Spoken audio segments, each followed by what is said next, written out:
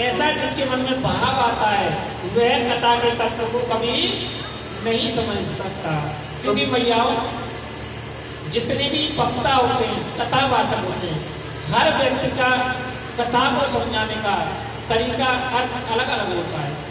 और बार बार कथा सुनने से होता क्या है, क्योंकि एक कुएं के ऊपर जिसके ऊपर हम पानी खींचते हैं तो उसके ऊपर जब बार बार रस्सी आती जाती है तो एक सिला लगी होती थी।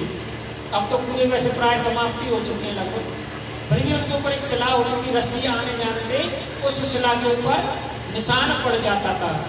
वैसे ही बार बार कथा सुनने से हमारी प्रीति भी ठाकुर जी में अवश्य लग जाती है। इसलिए हमें बार बार कथा अवश्य सुननी चाहिए। जितना सुनेंगे उतना ही कथा में सुख मिलेगा। इसलिए यहाँ कहते हैं मुहरो रसिका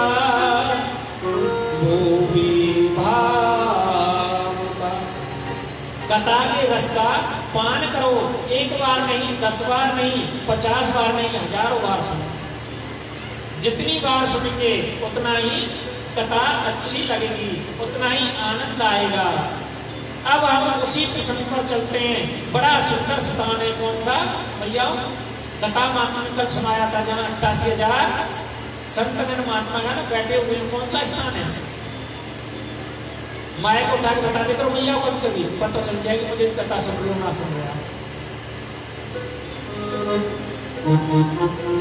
मुझे तो लगे महाराज इनकी कहानी कथा में ना ऐसे ही गर्दन हिला दें।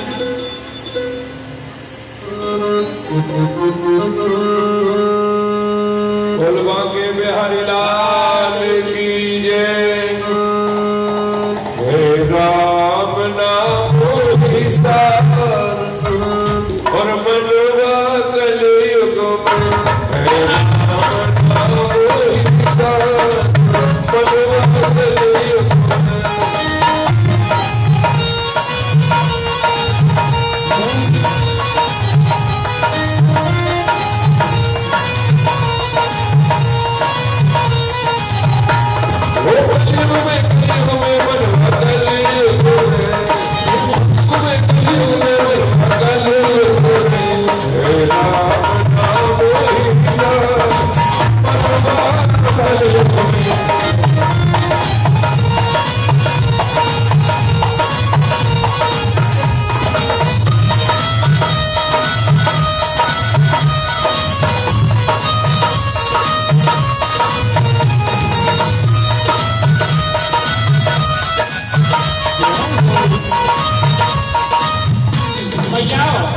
अगर ठाकुर जी के नाम से नियम इन पैरों को इस्तेमाल ना करोगे ना और निश्चित इन पैर में जंग लग जाए। और ठाकुर जी के नाम पर इन पैरों को इस्तेमाल करोगे ना तो जंग लगे पैर भी आपके निश्चित खुल जाएंगे।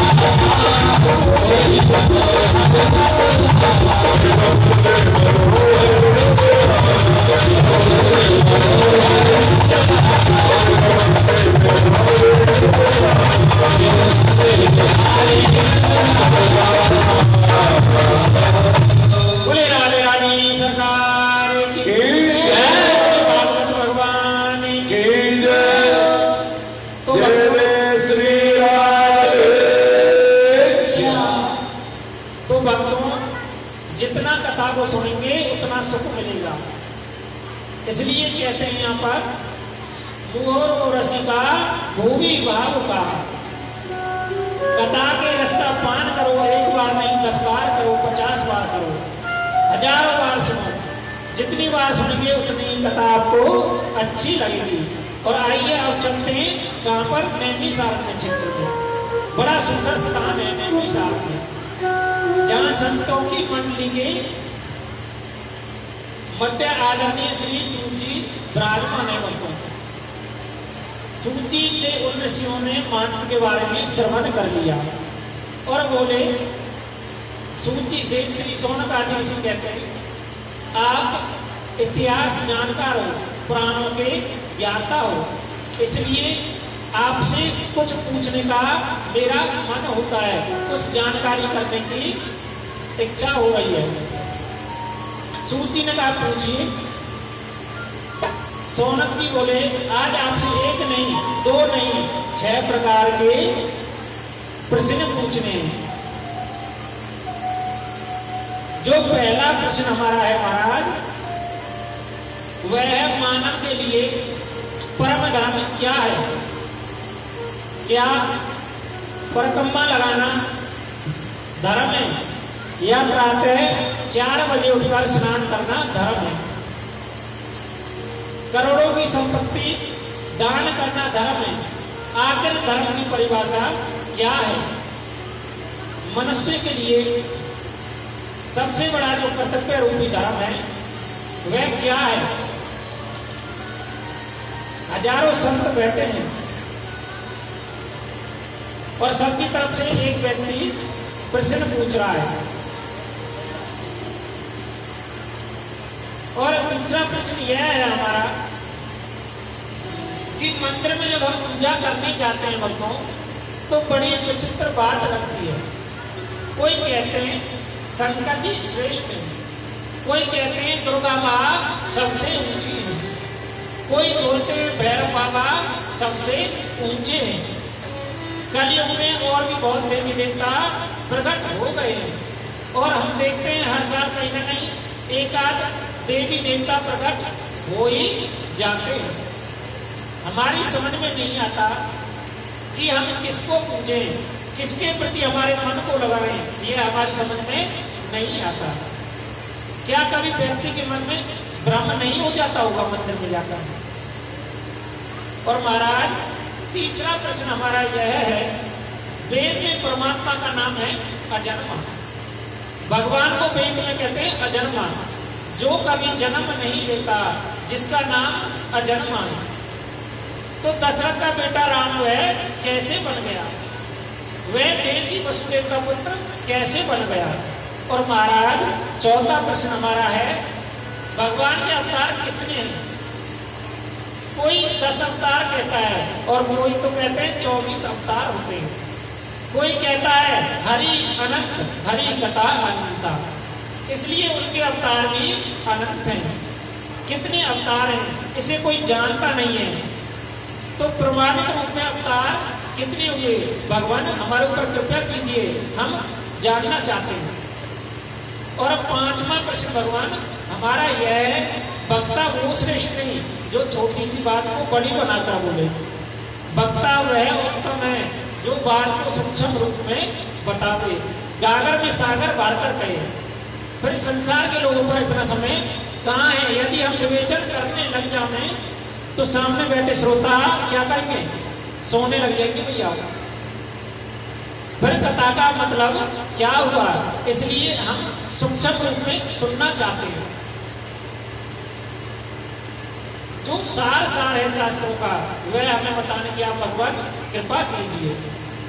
और भगवान छठा प्रश्न हमारा यह है, भगवान जब अपनी लीला को संपन्न करने के लिए आए, श्री कृष्ण जी ने जब अवतार लिया, अवतार लेते समय गोविंद ने कहा हम पृथ्वी का भार उतारेंगे। और स्वयं भगवान गीता में कहते हैं धर्म संस्थापना संभवामि युगे युगे। मैं धर्म की स्थापना करने के लिए युग युग में अवतार लेता हूँ। यदि हम प्रभु की बात पर विश्वास करें कि भगवान धर्म की स्थापना के लिए अवतार लेते हैं, तो अपनी लीला समाप्त कर जब श्री गैस चले गए तब धर्म तो अकेला पड़ गया होगा। भगवान धर्म आखिर पर किसकी शरण में गया? आप कृपया हमें स्पष्ट करके बताइए। यह हमारे 6 प्रकार के भगवान प्रश्न है। सोनक आदि ऋषियों के मन में प्रश्नों को सुनकर सूत जी बड़े गदगद हो गए, प्रसन्न हो गए। ऋषियों से बोले आपने बड़े उत्तम प्रश्न किए हैं और आपके प्रश्न को उत्तर देने से पहले मैं परम आदरणीय आचार्य सुखदेव जी के चरणों में प्रणाम करना चाहता हूँ। मैयाओं, सुखदेव जी का जीवन इतना महत्वपूर्ण है। ऋषियों, ऐसा आदर्श चरित्र किसका होगा? 12 वर्ष तक सुखदेव जी ने मातृ गर्भ में वास किया। इतने विचित्र संत हैं आचार्य सुखदेव जी। गोलोक धाम में राधा रानी की गोद में सुखदेव जी कीड़ा करते हैं, अर्थात राधा रानी की गोद में खेलते हैं। मैयाओं, किशोरी श्री राधा जी ने एक दिन सुखदेव जी से कहा, बेटा आप मृत्यु लोक में जाओ और जन जन में जाकर भागवत जी का धर्म का प्रचार प्रसार करो। सुखदेव जी ने कहा, माता संसार में जाते ही माया मुझे पकड़ लेगी, और उस माया ने मुझे पकड़ लिया तो जो 2-4 माला आपकी जप रहा वह भी छूट जाएगी। किशोरी राधा जी ने कहा, नहीं बेटा, मैं आपको वचन देती हूँ, आप पर माया का असर नहीं होगा। वही आदरणीय पूजनीय सुखदेव जी जो तोता के रूप में गोलोक धाम में किशोरी राधा जी की गोद में खेलते रहे, मृत्यु लोक में आए और कैलाश पर्वत के ऊपर एक पक्षी के गर्भ में उन्होंने जन्म लिया। किसके रूप में? अंडे के रूप में जन्म लिया और प्राकट्य हो गए। अभी अंडे में जीव प्रदावृत नहीं था, बर्फीली हवाएं चलने लगी तो अंडा भक्तों फूट गया और सुखदेव जी के माता पिता सुख पक्षी अर्थात तोता पत्नी दोनों अंडे को बड़ा छोड़कर वहां से चले गए, उड़ गए। कैलाश पर्वत पर और कौन रहते हैं भैया? कैलाश पर्वत पर और कौन रहते हैं? भोले बाबा। तो कैलाश पर्वत पर रहते हैं हमारे भोले बाबा। और जो भोले बाबा है ना, भगवान शिव जी वहां वास करते हैं। नारद जी ने एक बार अपने मन में विचार किया कि सुखदेव जी का प्रागट्य होना चाहिए। आदरणीय सुखदेव जी जब तक प्रकट नहीं होंगे तब तक जन जन में भागवत जी का धर्म प्रचार कैसे होगा? सुखदेव जी को लाएं कौन? नारद जी बड़े विचित्र संत हैं भैया। नारद जी के बारे में तो आप सब जानते हो। नारद जी का एक अर्थ होता भैया, नारदम ज्ञानम ददाति इति नारदा, अर्थात जो ज्ञान देता है उसे नारद कहते हैं। या नारम अज्ञानम ददति खंडयति इति नारदा, अर्थात जो अज्ञान का खंडन करे माताओं उसे हम नारद कहते हैं। हमारे ब्रजवासी कहते हैं भैयाओं, थोड़ा सा कथा में ध्यान दो। हमारे भैयाओं ब्रजवासी कहते हैं, ना रत जिसकी बात कभी भी रत ना हुए उसे नारद कहते हैं। जिसके गले में भैयाओं नारद ने कंठी बांध दी, नारद जी ने जिसे कान में गुरु मंत्र दे दिया उसे वैकुंठ अवश्य मिलता है। नारद का एक स्वभाव आपको और बता देता हूं भैयाओं, जिस घर में कभी झगड़ा ना होता हो, जिस घर में कभी झगड़ा ना होता हो उस घर में भी अगर नारद जी चले जाए तो अवश्य झगड़ा कन्फर्म समझो, अर्थात पक्का समझो। तो भैया पहले तो एक ही नारद है, देखी जाइए। और आजकल तो नारद में कोई कमी ही ना है, बस मौका मिलना चाहिए एक दूसरे के खिलाफ भड़काने के लिए, तुरंत नारद प्रकट हो जाऊंगा। तो भैया नारद जी का एक रूप तो यह है कि जिस स्थान पर झगड़ा ना होता हो उस स्थान पर झगड़ा हो जावे नारद जी के जाने से। और दूसरा रूप नारद जी का यह भी है, जिस स्थान पर रोज झगड़े होते हो उस स्थान पर अगर नारद जी चले जाए तो उस स्थान पर भी झगड़ा बिल्कुल समाप्त हो जाता है। और भागवत जी में लिखा हुआ है भक्तों, नारद जी जहां भी गए, जिस स्थान पर भी गए, नारदो देवो दर्शनः, नारदो देवो दर्शनः, अर्थात नारद का दर्शन जिस किसी मनुष्य को हुआ उसे भगवान जरूर मिले। यह नारद जी की विशेषता है मैया। ऐसे समझो मैया, हम जब जमीन खरीदे ना तो अब तहसीलदार के साइन होंगे, जब तक तहसीलदार के साइन ना हो आपकी जमीन कन्फर्म ना हो गए। वैसे ही ठाकुर जी से मिलन आपको जब भी संभव है जब नारद जी बीच में आ जाओ, बिचौलिया बन जाओ। और ये नारद जी हैं कौन? एक तरीका से गुरु रूप नारद जी हैं। जब तक हमारे जीवन में गुरु महाराज की कृपा नहीं होगी, हमें ठाकुर जी की कृपा नहीं मिलेगी। और आगे नारद जी ने सोचा, लक्ष्मी नारायण जी में तो मैं कई बार झगड़ा करा चुका हूं। ये हमारे नारद जी ना ऐसे ही नहीं है भैया। नारद जी ने एक बार लक्ष्मी नारायण में झगड़ा कराया हुआ पहले, और मेरे कारण ब्रह्मा व उनकी पत्नी में भी पहले विवाद हो ही चुका है, लेकिन शिव पार्वती में कभी विवाद नहीं हुआ। ऐसा कुछ नाटक करके आऊं जिससे इन दोनों में भी झगड़ा हो जाए। तो सीधे कैलाश पर्वत पर चले गए, और वहां पर कौन रहते भैया? कैलाश पर्वत पर भगवान शंकर रहते, और वहां पर जाकर पहुंच गए। अच्छा, जो माता है ना हमारी पार्वती, वह नारद जी को अपना गुरु ही मानती है। पता है माता क्यों नारद जी को गुरु मानती है? क्योंकि भोलेनाथ और माता पार्वती की जो शादी संबंध कराया वह नारद जी ने कराया था, इसलिए माता उन्हें गुरु में भी मानती है। लेकिन नारद जी फिर भी उनको माता ही कहते हैं। क्योंकि भक्तों देखो, एक चीज बताऊं, जितनी भी स्त्री हैं, हमें उन सभी को माता के रूप में ही हमेशा देखना चाहिए, यही सत्य है। तो नारद जी माता के रूप में संबोधित करते हैं, माता जी प्रणाम, और माता जी भी नारद जी को प्रणाम करती हैं, गुरुदेव प्रणाम। और माता जी पूछती हैं कि गुरुदेव, आज तो आप बहुत दिनों बाद आपके दर्शन हुए। तो नारद जी कहते हैं, माता क्या बताऊं, आजकल लोग झूठ बहुत बोलने लगे, सत्य कोई बोलना नहीं चाहता, और सब हमेशा 24 घंटे झूठ बोलने में ही प्राय लगे रहते हैं। इसलिए माता, आजकल किसी के पास ज्यादा आने जाने का मेरा मन नहीं करता। और माता बोली, नारद जी यह बात सत्य नहीं है, सब झूठ नहीं बोलते। तो आगे नारद जी कहते हैं कि माता, पुत्र पिता से झूठ बोलता है, पत्नी पति से झूठ बोलती है, भाई भाई से झूठ बोलता है। आखिर समझ में नहीं आता किस पर यकीन करें, किस पर विश्वास करें, किस पर ना करें। और अंत में नारद जी ने यह भी कह दिया, भैया क्या बताऊं, कहते हैं कि धर्मपत्नी, जो धर्मपत्नी हमारी 12 होती है, अब तो धर्मपत्नी और जो हमारे पति देव हैं, पति देव भी अपनी धर्मपत्नी से झूठ बोलने लगे। तो माता पार्वती बोली, नारद जी यह बात तुम्हारी बिल्कुल गलत है, दुनिया की तो मुझे नहीं पता, लेकिन मेरे जो भोले बाबा है ना, भोलेनाथ, वह मुझसे कभी झूठ नहीं बोलते। तो नारद जी बोले, भैया रहने दो, यह बात में कच्छ ना रखो, जागी जैसे ढक रही है वैसे ही बढ़िया, ज्यादा उगारोगे तो बात बेकार हो जाएगी। तो मैया बोली, ना नारद जी, मेरे स्वामी तो मेरे ऊपर बड़ा विश्वास कर रहे हैं, शास्त्र मत हुआ है कि जो हमें गुरु मंत्र मिले वह गुरु मंत्र हमें किसी दूसरे से नहीं शेयर करना चाहिए, अर्थात नहीं बताना चाहिए।